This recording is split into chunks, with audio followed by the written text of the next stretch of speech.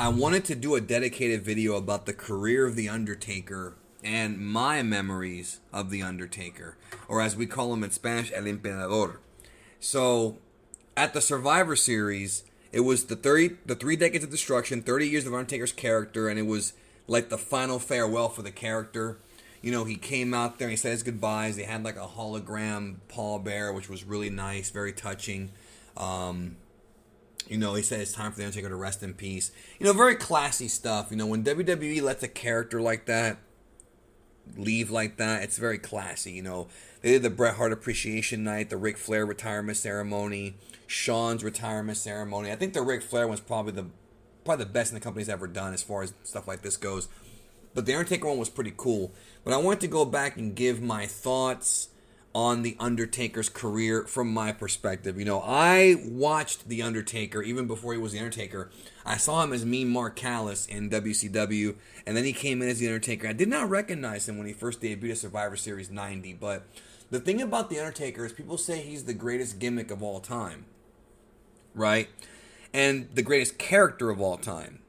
Perhaps not the greatest wrestler, but character-wise. And honestly, it's hard to really debate that. The Undertaker has been a very unique character because he takes this sort of supernatural zombie gimmick, and WWE has used things like special effects and kind of gone far and away beyond what professional wrestling used to be. Not just two guys with singlets throwing each other around with suplexes.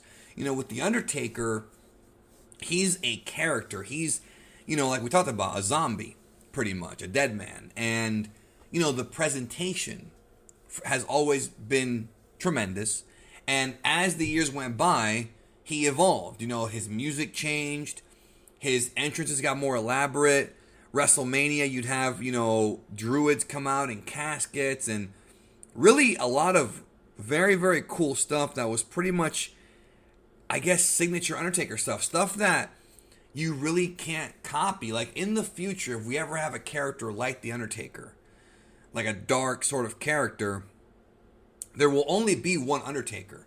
And some would sit there and say that The Undertaker is Vince McMahon's greatest creation. And it's hard to argue that because of the longevity of the character, but also the evolution of the character as well. Because The Undertaker that we see now is not the Undertaker we've seen throughout his whole career. When he first came in at Survivor Series 90 with Brother Love, he had that kind of slow and methodical kind of style to him. Very, the no sell, the get up and the sit up and whatnot.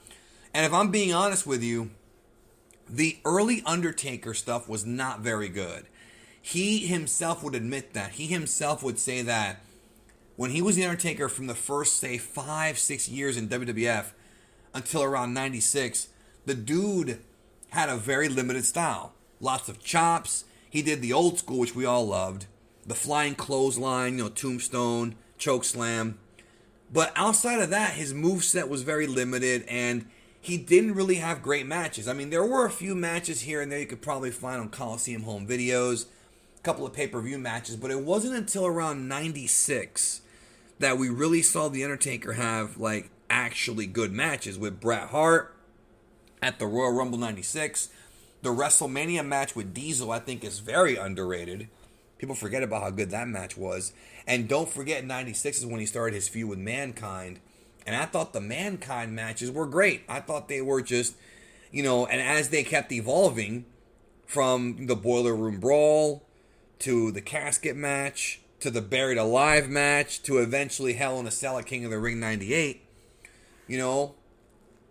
they kind of got better and better. And then Taker started to have better and better matches. But to be honest with you, the true reign of The Undertaker, as far as having these phenomenal matches, didn't really start until after the Attitude Era.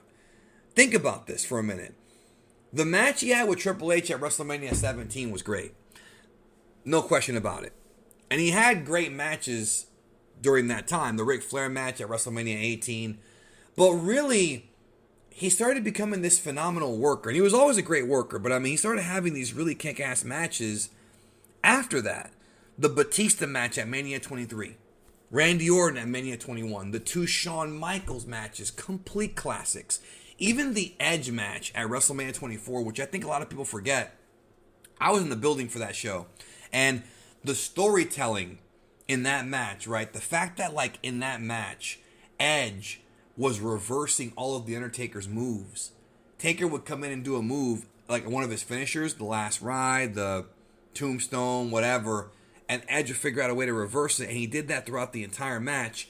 Finally gets a spear, but then gets caught in the freaking devil's, what's it, the Gogoplata, the, what's that move called again? Taker has a name for it, bro. The choke, the Gogoplata choke. Devil's Vice or whatever, whatever it's called, that move, which they spent all of '07 getting over. He hasn't used that move in a while, right? It's been a while. But, like, notice how The Undertaker evolved. You know, you have the original Taker with the gray gloves. Then he died at the Royal Rumble 94, which to me was one of the craziest angles. I was 10 years old, dude. Oh, I was 9. But I remember when The Undertaker was, you know, when Yokozuna beat him at the Royal Rumble casket match, and I remember that promo he cut where he was like, you know, I will not rest in peace. And he exploded, and then the angel, his spirit went up into heaven. Like, look, I know all the wrestling purists at the time, the dirt sheets, they hated this. This angle got a lot of heat because it was too fantastical, too fictional. But as a kid, dude, I ate this up, yo.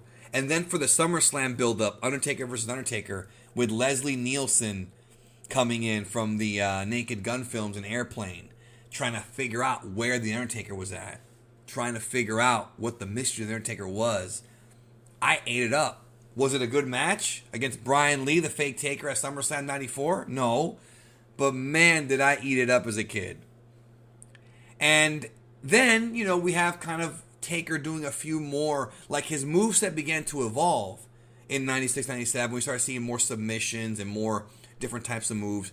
During the Attitude Era, when he kind of became the, he would evolve again, he got depressed with the tear in his eye first because of the Kane thing. And then when he joined the Ministry of Darkness, then we had this kind of badass heel Undertaker, who was the top heel in 99 for most of the year, at least until he left in August or September when he got hurt. Then he comes back in 2000 as the American Badass. And I think a lot of folks, American Badass Taker I loved, because that's the closest you're going to get to the real Mark Calloway. But I feel like a lot of folks didn't like it because it wasn't what they grew up with. I mean, I remember back in those days, people were like, man, I wish they could go back to how it used to be. And I was just like, well, we're in the Attitude Era now. Like, we're kind of past the whole fantastical, mythical stuff. Where, you know, he's just a biker badass. And I thought it was a great evolution for the character. You know, he was the American Badass, went into Booger Red, I'll Make You Famous, and the feuds he had with, like, Matt Hardy and John Cena during that time. You know, the Jeff Hardy match on Raw, that ladder match that made Jeff Hardy a star. And he made him famous, as Taker would say. All that stuff was great. And I felt that The Undertaker was fine there. But then in 2003, they had that Buried Alive match where Kane buries him at Survivor Series. And then he comes back as a new version of the Dead Man at WrestleMania 20 with Paul Bearer there. But he's got the MMA gloves now. So, you know, as Taker evolved, he started adding more MMA moves, more punches, became more of a versatile worker, and his matches got better. But I'm telling you, those early Taker, those first few years were very rough. You know, but the character is why he was so memorable. The lights going out, the torches, you know, the spooky things he would do, teleporting in the ring and all that, you know. The streak became something iconic, still is, even though it has been broken. And Undertaker's lost 2 times at WrestleMania to Brock Lesnar and Roman Reigns. Still, the streak was something that in many ways, not in many ways, for years, The Undertaker's undefeated streak was bigger than any title at WrestleMania. Bigger than any championship. Like, you would watch WrestleMania to see the payoffs of the angles, but you would also watch to see, okay, will the streak end this year? And there were a few years there where you thought it was going to end. Some thought that Shawn was going to get him at WrestleMania 26. Some thought that Triple H was going to get him at WrestleMania 28. I remember Randy Orton at 21. Some people thought he was going to win that. The Legend Killer. Didn't happen. And then finally it happened at 30. But the guy always goes out there, and even though he works once a year, or he did at the time work once a year, he went out there and he, would deliver at that WrestleMania match. Whether he won or lost, he would deliver. And even with a concussion, if you go back and watch that Undertaker Brock Lesnar match at WrestleMania 30, even with the concussion, the dude was still able to work, still able to achieve what he could, still able to have a decent match. No, it was not as good as the ones they had in '02 or the ones they had in 2015, but he still did the best he could. And the match was not bad. And I remember, here's the big one. I was in the building. I was there in the building when The Undertaker lost to Brock Lesnar. I was in the Superdome in Louisiana, in New Orleans. And I just remember when that 3 count happened. I mean, people saw it on TV. I'm sure most of you have seen the clip. But I can't describe what it was like being there. The energy. Because, listen, nobody thought Taker was going to lose that match. We all thought, okay, Taker put Lesnar over in 2002. This is the receipt. This is Taker, Brock giving back to Undertaker. Because we know that those guys had like a friendship in real life. And then Brock beats him with that third F5. And what's creepy about that is I was doing the streak mode in the WWE video game. I had WWE 2K14, which came out before WrestleMania 30. And I remember beating The Undertaker with Brock Lesnar after doing several suplexes and 3 F5s. I'm not even shitting you. That actually happened. I couldn't believe it. It actually turned out to be a prophecy of what would happen months later at the actual show. But I just remember everyone in that building, their jaw dropped. Like, I've been to a lot of wrestling shows. I've seen a lot of things. Their jaw dropped. I mean, when you read about this, you hear people say things like, well, the last time that happened is when Ivan Koloff defeated Bruno Sammartino in the Garden in like the 70s or whatever, right? And it's like, man, I wasn't around for that. But I was there when the streak ended. And listen, words cannot describe the energy. Watching it on TV can't describe that energy of The Undertaker. And people thought it was a mistake. I remember people were like, no, that was a mistake, right? The ref fucked up, right? Then on the screen you had that graphic 21-1, right? And everyone was like, wait a minute. Like, they wouldn't have that graphic up if it wasn't real. And it was. He lost. And it was just, it was a huge shocker. Huge shocker. Like, I can't describe to you how much of a shocker that was. Like, that's one of the most shocking moments in the history of professional wrestling, especially a live atmosphere. Like, if you were not there, dude, I mean, it's obviously not everybody can be there because the building has a limit, but I can't explain it. I can't describe it. I'll never forget it. And then after that, Taker started to slow down. He had the Bray Wyatt match. He had a few Brock Lesnar rematches.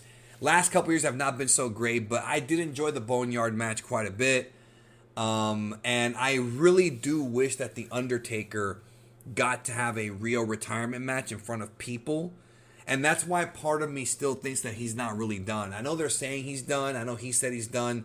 But part of me, and maybe it's just the inner Mark in me, the little kid in me, part of me thinks that when the pandemic subsides and when we start having crowds at wrestling shows again, that The Undertaker will probably return and have one more match. That's my guess. I could be wrong.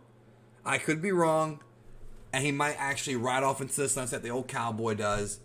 But I still think he wants to have that one last retirement match. And I think he should do it. With that being said, tell me your memories of The Undertaker. I got so many of them, dude. I mean, the embalming angle, Taker versus Taker. I remember when he threw Mankind off the top of the Hell in a Cell. And I just remember my mom was in the bathroom that was connected to my bedroom when I was a kid. And I told her, come in here. And my mom comes in and sees Mankind, the replay of him falling off the Hell in a Cell through the table. And she thought he was dead. She was like, oh my God, he's dead. You would think that man died, bro. And then when he went through the cage, through the Hell in a Cell in the ring, I mean, I'll never forget that. That's a crazy match because It's a legendary match, but it's not really a great match, but it is. They did a lot with a little. It's basically 2 or 3 bumps and that's it, but the match itself is so legendary and so iconic. You know, it's Mankind, Undertaker, Hell in a Cell 98. I mean, it's just the biggest thing. Maybe the biggest spot or moment of the year. And that year had a lot of them. I'll never forget it. So The Undertaker has given me so many memories. Tell me some of your memories down below. I would love to hear them. Also, I should mention, my favorite Hell in a Cell of all time is actually not that one. My favorite Hell in a Cell of all time is The Undertaker versus Edge at SummerSlam '08. That's my favorite one. Yo, I love that match. Love that match, and I love Edge and Taker's feud in 2008. Loved it. All their matches were great. They had tremendous chemistry. With that being said, let me know what you think. Have a great one, and long live the legacy of The Undertaker.